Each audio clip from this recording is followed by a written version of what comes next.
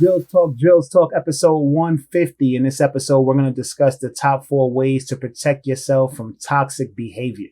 This is based on a blog I wrote in the past entitled Remember Who They Are. Everyone will show you who they are. And what do? We tend to forget. We tend to forgive. We tend to say, oh, maybe they had a bad day. That's just how they are. No big deal. Until it happens again. And then we're kicking ourselves for allowing us to become victims yet again. So what we're going to discuss is why we should spot these things, remember these things, and then make the choice to dismiss the person or people who are causing all the toxicity in our circle. Let's go. Yo, Drills.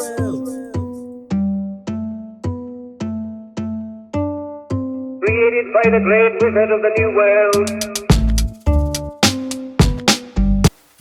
Drills Talk, episode 150. In this episode, we're going to discuss the top 4 ways to protect ourselves from toxic behavior. But before we get started, please like, subscribe, show your love however you would like to show your love. Here we're on entrepreneurship/mindset motivation channel. Every Monday, we have a new blog. Every Wednesday, there's a new Drills Talk. Please do join us. Hit that subscribe button. Check on me every now and then. Leave a comment. Ask me something. Answer a question that you see in the comments. Just become part of the team. And I appreciate you very much. Let's get started. Number 1. Number 1 is remember who they are. I touched on this in the intro. People will show you who they are, and we need to remember who they showed us. They're not going to be that person all the time. People are consistently inconsistent, but they are consistent in certain scenarios, certain situations. So when someone shows you who they are in a certain situation, and then maybe you give them a slide, give them a pass, and then that scenario happens again, and they show you that same behavior, now it's on you, right? They're just being them. But you are in charge of saying, okay, that's not okay. That's not going to go down around me. That's not okay to do around me. I'm not going to allow it. But what will we do? What we do is we say, okay, it only happened twice. Okay, we're barely in the scenario anyway. This is a very rare scenario. But then it happens again, and it tears us up. We don't know what to do. We're kind of angry with ourselves for allowing it to occur because we did question when it happened that second time. We let it slide again. It happened the third time. That is that person or people. So it's on us to say, enough. That's not cool. I'm not going to deal with that. That's not going to be allowed in my circle. And I would have to say goodbye to that person. It's not as easy as it sounds, but it's worth it. Number 2 is to remember early supporters. Now, this is something to where, you're going out for something. You have some sort of goal and you reach out to your circle and maybe your outer circle and you're not getting the support that you thought you would get. But there are supporters there. And those few supporters, you need to remember who they are. Because there's no win in supporting you. There's no win in being the first supporter. They're actually supporting you because they want to. It's out of love. It's not them following anybody because you have no following, right? It's not them looking for something from you because you're in the beginning stages and this can lead to nothing. These early supporters are not looking for anything. You're so early in the game that they're not, latching on just in case you blow up. You're so early in the game that they don't have any reason to believe that if they don't support you, then they'll miss out on something in the future. It's all love. It's 100% support. They're showing you support because they want to support, not because you're going to be something and they're not being followers. It's not because they see, other people are supporting you and they're going to tag along. Nah, these early supporters are gold. These people are going to support you early, in the middle, and if you're into entertainment or something like that on the way down. And the fact that there are going to be others who you feel should fit in that same category and they show you that they don't, that's something that you need to remember because they're showing you who they are. So what are you going to do about it? That's on us. And if you say, oh, well, is that toxic behavior not supporting me? What if, I don't support them? That is toxic. A person who you're expecting to be supportive is not supporting you. It may not seem intentional. It may not seem like intentional toxicity, but let's say you did support them and now they're not reciprocating. Now, you don't want to support somebody for reciprocation down the line, but if they're a close friend or a relative, or maybe a coworker who knows of, what your goal is and they're not supporting, yeah, I would qualify that as toxic for sure. Now, if they did something you didn't support them and maybe they're going tit for tat and they're not supporting you, that's fine.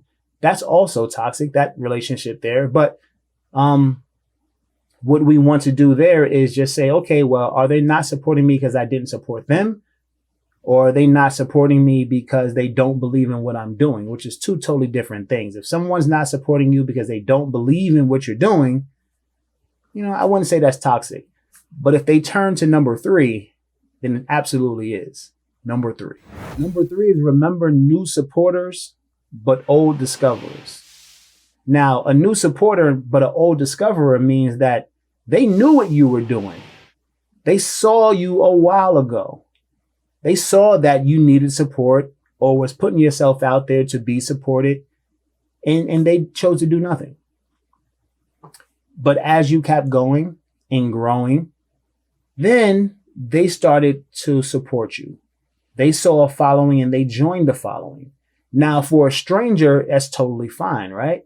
But for a person who is in your circle, who knows of your start, could have been part of day 1 or at least day 2, they're scrolling in year 2. How do you feel about that? Now, I don't feel too good about it, because if you were going to support me in the beginning. It's probably when I need it most, right? Not when I'm gaining traction, not when I have complete strangers supporting me and looking into what I'm doing and asking questions and participating and maybe even sharing my content. I needed you early when no strangers were going to do it, right? So I feel, and maybe someone else feels, and if you feel differently, by all means, put it in the comments, and that's fine. I'm sure other people feel differently too.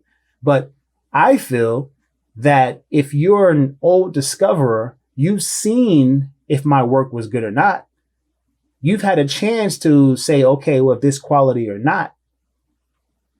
But why was your support postponed until you saw maybe a crowd that you wanted to join? Now I, in my opinion, and then everyone else in the same scenario, has to decide whether or not your support is legitimate. Are you being supportive to not miss the boat? Or are you being supportive because you're actually a believer in what I'm doing? I haven't changed what I'm doing. So it makes it very hard for you to convince me or me to convince myself that your support is legitimate. So that's the conundrum that, a new supporter but old discoverer puts a person in. But again, this is on us, and we have to determine what we're going to do with that information. But forgetting is definitely not an option. Number 4, and finally, you control your circle. Once you gather up all this information, it's completely on you to decide whether or not this person decides or can stay in the circle, or you decide that this person has to go. Or maybe they're like an associate of the circle. They don't get into the circle anymore, but every now and then, if you have a party, they can come. If you're doing something that's, outside and for many people, that they can come. If you're doing something for the close knit, for the circle, for the day 1, day 2ers, maybe you choose to not have them around, maybe they don't deserve it in your eyes. If you look at a fruit platter, maybe they deserve a couple of grapes, but they can't just take their choosing and, pick and choose anything on the platter. Maybe they were too late for that. It's up to you.